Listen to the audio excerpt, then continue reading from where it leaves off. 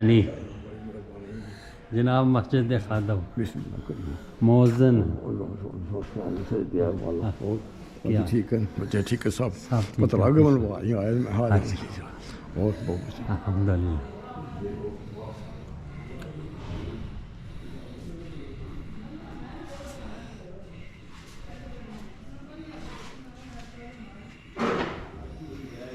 السلام علیکم، ماشاء اللہ۔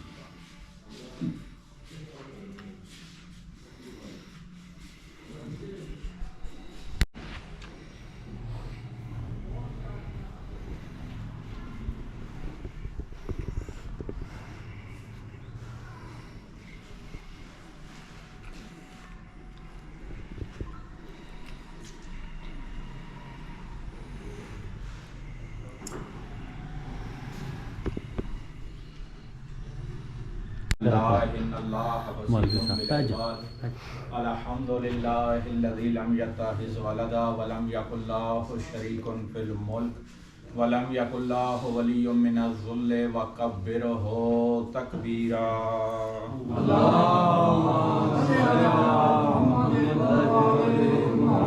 الصلاۃ والسلام والتحیۃ والاکرام علی السید النبی الامی مکیل مدنی عربی القرشی سید الموضی وکوکب الدری صاحب وقار والسکینہ المدفون بارض مدینہ ابی القاسم محمد وعلی اہل بیتہ الطیبین الطاہرین المعصومین المنتجبین المنتخبین المظلومین العلانۃ الدائمۃ علی اعدائہم العنین من یوم عداوتہم الی قیام یوم الدین و بعد یوم الدین۔ اما بعد فقد قال اللہ سبحانہ وتعالی فی کتابہ المتقن وقولہ الاحسن بسم اللہ الرحمن الرحیم قل لا اسألکم علیہ اجرا الا المودۃ فی القربى صلوات۔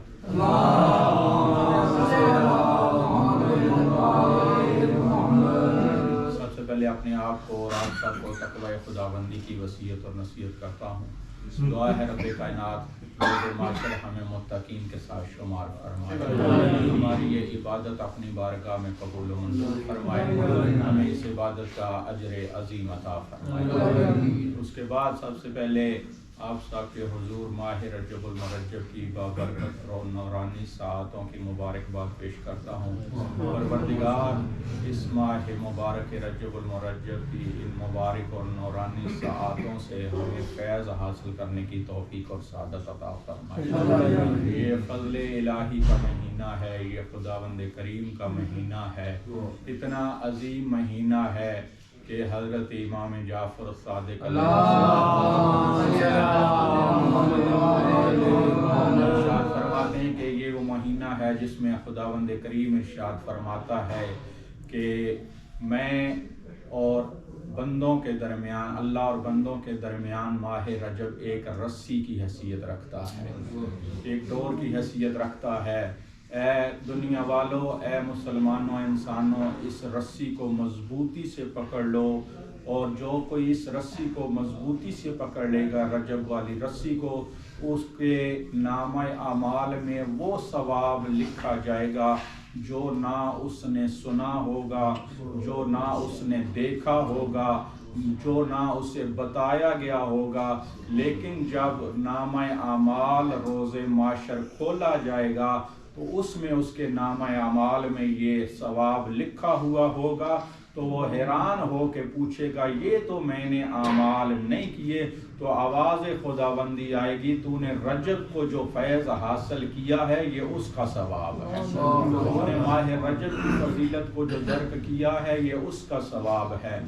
اور رجب جو ہے وہ جنت میں ایک نہر کا نام ہے، رجب نہر کا نام ہے، اور رجب والے فضیلت میں الگ ہیں خدا کے حضور، باقی الگ ہوں گے جو رجب کے اعمال رجب کی فضیلت سے آگاہ ہیں اور اس کے اعمال بجا لاتے ہیں، ان کی منزلت روز محشر الگ ہوگی۔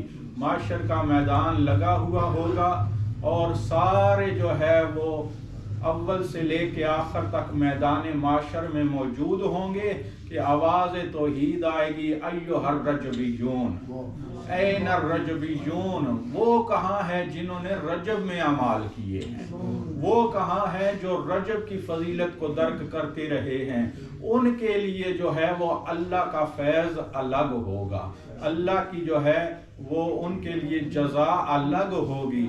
اور پھر پیغمبر اسلام صلی اللہ علیہ وسلم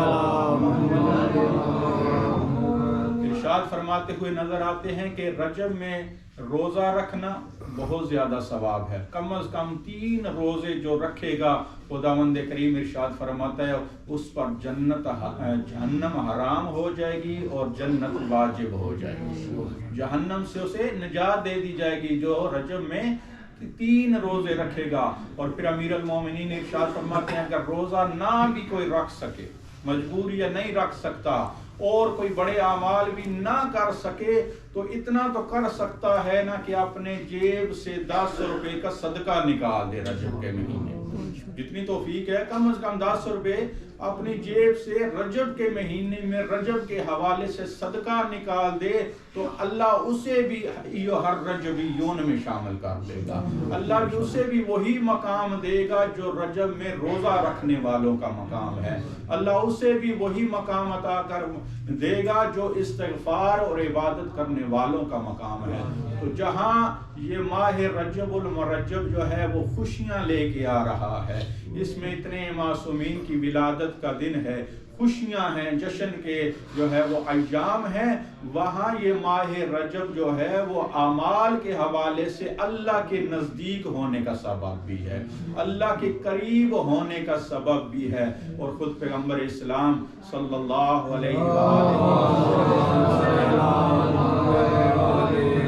ارشاد فرماتے ہیں کہ 3 مہینے ہیں، رجب جو ہے وہ امیر المومنین کا مہینہ ہے، اور شعبان شہری شعبان مجھ رسول اللہ کا مہینہ ہے، اور رمضان شہر اللہ، اور ماہ مبارک رمضان جو ہے وہ اللہ کا مہینہ ہے۔ کتنی عظیم ترتیب دی ہے پیغمبر اسلام نے کہ علی سے علی تک پہنچو، علی سے رسول تک، اور رسول سے خدا تک پہنچو، یعنی پہلا مہینہ جو ہے وہ ہمیں ولایت کے لیے ہے، دوسرا مہینہ رسالت کے لیے، تیسرا مہینہ خود مولا کائنات خالق اکبر کے لیے ہے، یعنی جو ہے وہ بنیاد سے شروع ہو جو اگر علی کی تم نے ولایت اور معرفت حاصل کر لی تو پھر رسول تک پہنچو گے، اور جب رسول تک پہنچو گے، رسول کی معرفت حاصل کر لو گے تو پھر وحدہ لا شریک تک پہنچو گے، یعنی ماہ مبارک رمضان تک پہنچنے کے لیے پہلے تمہیں دروازہ علی پہ آنا پڑے گا، پھر دروازہ پیغمبر پہ جانا پڑے گا، پھر وحدہ لا شریک جو ہے وہ اس کی معرفت حاصل کرنی پڑے گی۔ لہذا عزیزان محترم یہ تینوں مہینے بہت مبارک ہیں، رجب، شعبان، رمضان، لیکن صرف جشن جو ہے وہ منانا کافی نہیں ہے، جشن کے ساتھ ساتھ ان ائمہ معصومین کی سیرت اور کردار کو اپنے اندر ڈھال لینا، یہی رجب کی جو ہے فضیلت ہے اور یہی رجب کا فیض ہے۔ درود پڑے گا محمد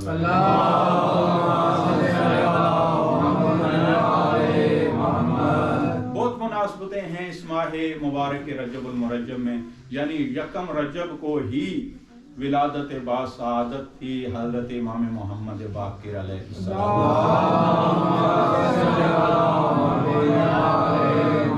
اتنی عظیم ہستی، بس ایک دو جملے ہر ہستی کے متعلق ارشاد فرماتے آپ کی سماعتوں کو تمام کروں گا کہ اتنی عظیم ہستی ہے حضرت محمد باقر کہ جسے باقر العلوم کہا گیا، علم کو واضح کرنے والا، علوم کو کھولنے والا، علوم کی تشریح کرنے والا، یعنی کیا امیر المومنین اور خود پیغمبر اسلام سے زیادہ علم کو کھولنے والا کوئی ہے؟ نہیں ہے، حضرت امیر المومنین سے زیادہ عالم کوئی نہیں، اور لیکن اس کے باوجود جو ہے 5ویں امام کو باقر العلوم کا لقب دیا گیا کہ وہ ہیں جنہوں نے علم کی واضح تشریحات کی ہیں، علم کو دنیا تک پھیلایا ہے، اور انہی باپ اور بیٹا یعنی امام محمد باقر اور امام جعفر صادق کو ہی یہ موقع ملا ہے کہ دنیا کو بتائیں کہ علم الہی کیا ہے اور علم رسول کیا ہے۔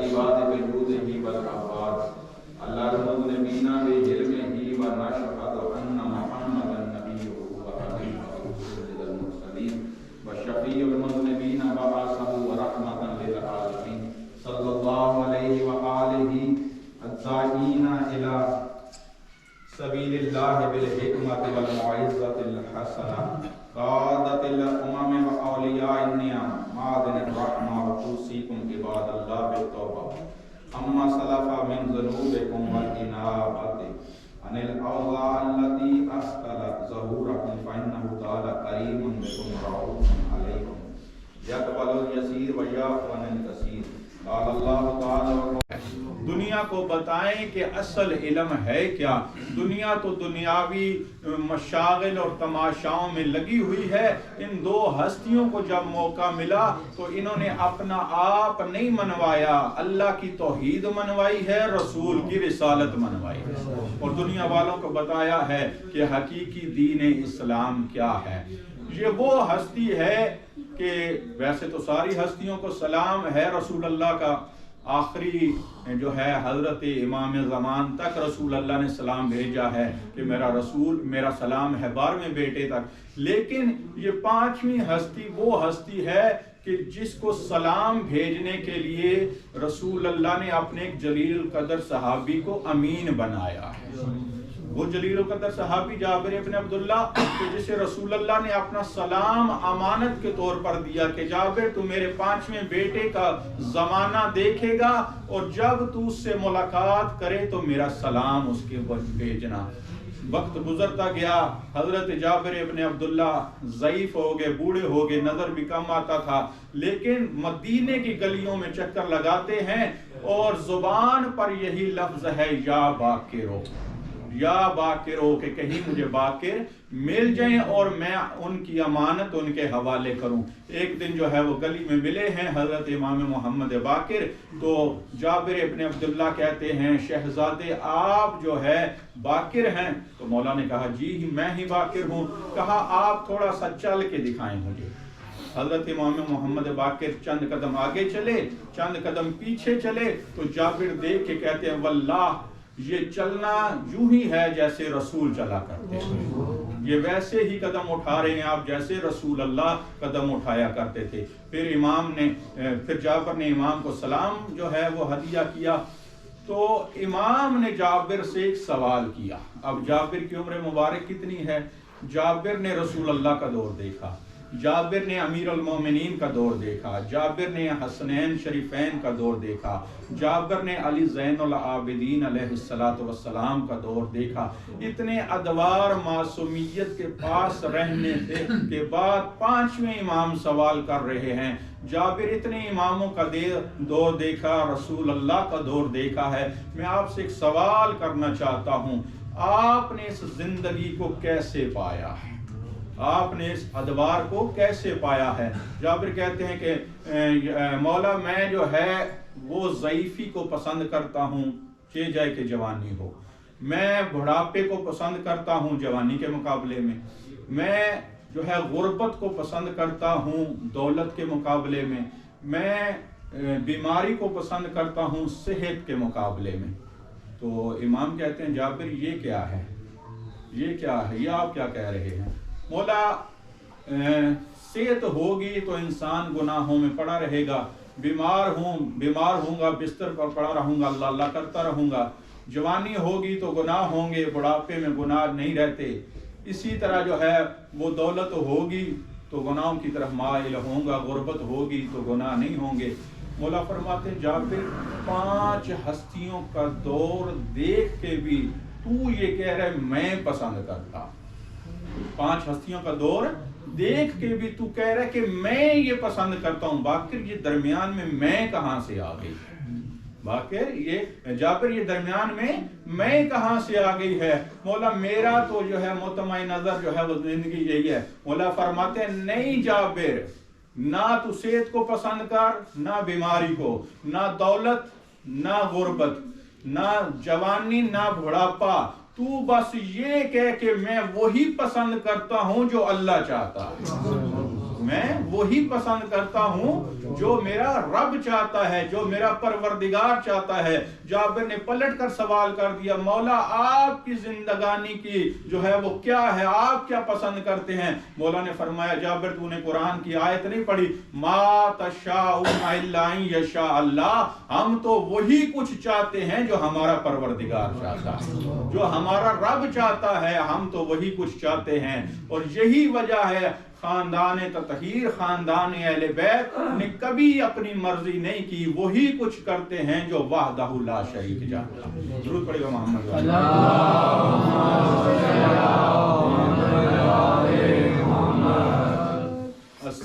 ایک جو ہے معصومین کا ایک واقعہ اور سن لیجئے۔ معصوم حضرت امام محمد تقی علیہ السلام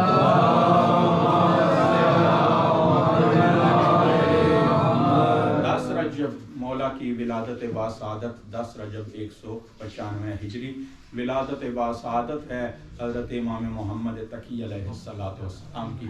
اور اس معصوم کی ولادت چونکہ تھوڑی دیر سے ہوئی امام رضا کے ہاں، تو امام رضا علیہ السلام کو بھی رسول اللہ کی طرح ابتر کا تانا دیا گیا، کیونکہ اولاد نہیں ہو رہی تھی، وارث موجود نہیں تھا، تو امام کے لیے بھی مقتوع النسل نعوذ باللہ یا ابتر کا تانا دیا گیا کہ اب امام کا وارث موجود کوئی نہیں، اب جو ہے وہ امامت کس طرح چلے گی؟ تو امام نے لوگوں کو تسلی دی کہ جو ہے وہ حوصلہ رکھو، اللہ مجھے میرا وارث عطا کرے گا، اللہ امامت کا وارث ضرور عطا کرے گا۔ اور بچپنے میں ہی امام محمد تقی علیہ السلام کو منصب امامت سنبھالنا پڑا، جس طرح امام زمان علیہ السلام کو سنبھالنا پڑا تھا۔ تو امام محمد تقی علیہ السلام کے بچپن کا زمانہ ہے، مامون الرشید کا دور ہے، حاکم وقت ہے یہ۔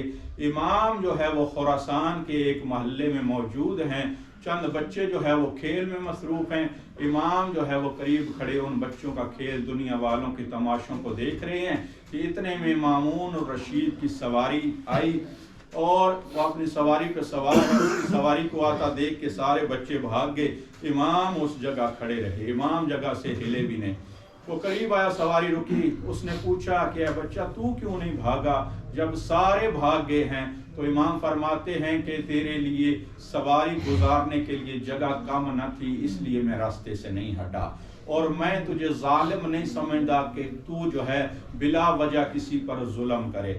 امام نے یہ کہا، اس نے جو ہے وہ سنا اور سواری آگے بڑھا دی۔ وہ گیا، اس کے پاس باز شکار والے جو ہے وہ باز تھے، پرندے تھے، اس نے اپنے باز کو چھوڑا، وہ دریا سے ایک مچھلی شکار کر کے لے آیا، اور مچھلی اس نے اپنی مٹھی میں بند کی، اور پھر واپسی کا سفر شروع ہوا۔ پھر وہیں سے گزرا وہی منظر ہے، بچے کھیل رہے ہیں، امام قریب کھڑے ہیں، بچوں نے دیکھا اور وہ بھاگ گئے، اور سواری امام کے قریب آ کے رکی ہے۔ پھر اس نے وہی سوال کیے، امام نے پھر وہی جواب دیے۔